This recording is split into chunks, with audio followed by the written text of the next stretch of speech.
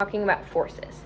A force can be defined as a push or pull on an object that causes the object to accelerate. The first force we are going to be talking about is gravity. Gravity is a field force. This means that gravity does not need to be directly touching an object in order to cause the object to accelerate. Gravitational potential energy is created by the elevated counterweight in our trebuchet. Gravitational potential energy is calculated by multiplying the mass, the acceleration due to gravity, which is 9.81 meters per second squared, and height. Energy transfer occurs when gravity causes the counterweight to fall once the trigger mechanism is activated. In this process, potential energy is created into kinetic energy.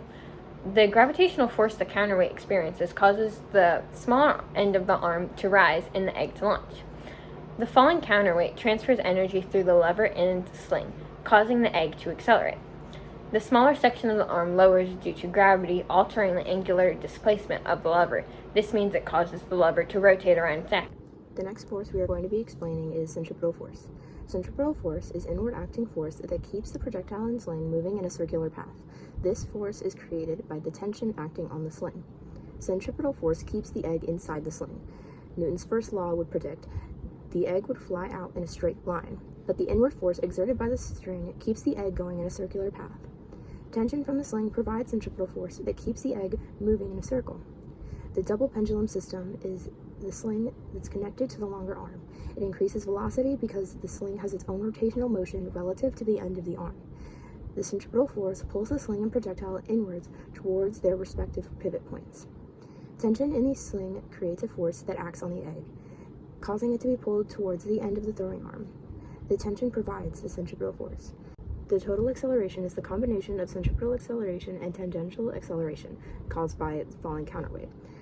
The next force is torque. Torque causes angular acceleration. Angular acceleration is the rate at which an object speeds up in its rotational path, slows down in its rotational path, or changes the direction of its rotation. This is caused by torque, which is a rotational force. The counterweight falling causes the trebuchet arm to rotate, creating torque. The magnitude of the torque is dependent on the force of the counterweight, the length of the arm, and the angle of the arm before the weight is dropped. The counterweight provides torque that rotates the arm of the trebuchet. When the torque the counterweight exerts is greater than the opposing torques, the arm rotates. Rotational inertia resists acceleration that torque causes. A larger counterweight and longer arm create more torque. When there is a net torque that is not equal to zero, angular acceleration occurs. The magnitude is proportional to the net torque. Friction is a non-conservative force that reduces the efficiency of the trebuchet. It converts mechanical energy into heat. The first point where friction occurs is fulcrum, is when the counterweight falls, torque is exerted on the throwing arm and the axle. Friction resists the rotation. The second point where friction occurs is track. It is fraction between the projectile and the path it takes before it leaves the ground. The third where friction takes place is the sling release. The sling that holds the projectile exiting the hook involves friction. Energy is lost in this release. The next force is the force of tension. Tension is a contact force, meaning that tension has to be touching an object in order to cause it to accelerate. The tension provides centripetal force, which is inward force. The egg's inertia causes it to resist the change in motion. The centripetal force provided by tension pulls the egg inwards and keeps it going in a circular path. The double pendulum effect is formed by the sling and the throwing arm. After the counterweight drops, the tension in the sling is significantly higher than the projectile's weight. This causes the projectile to be accelerated due to the torque from the counterweight. If the tension was not greater than the projectile's weight, the projectile would drop out of the swing. At approximately 45 degrees from the horizontal, tension stops being present in the sling and it flies. See how when there's a greater launch angle, the horizontal component is much lower and the vertical component of velocity is much higher. This is not optimal because the equation distance equals velocity in the x direction times time shows that if horizontal velocity is lower, the range will be lower. In this diagram, you can see that when the launch angle is smaller, the horizontal component of velocity is greater, but the initial vertical velocity is lower.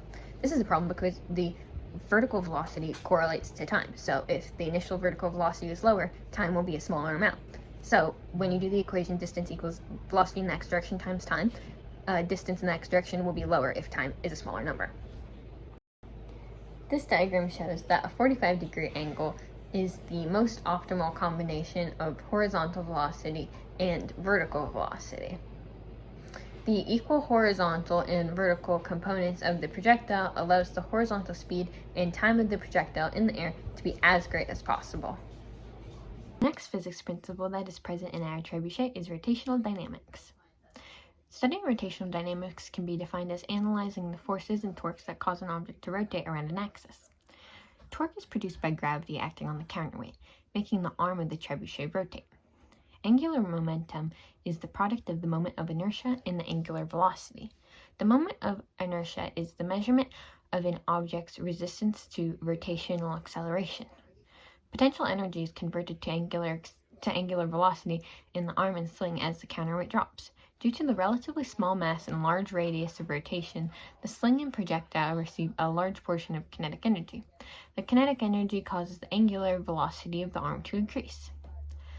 Rotational inertia is the object's resistance to angular acceleration. And show the initial velocity and launch angle of our projectile.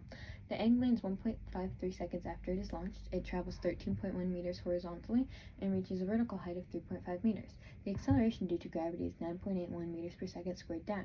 Using the equation dx equals vx times time, we found the horizontal component of velocity is 8.56 meters per second.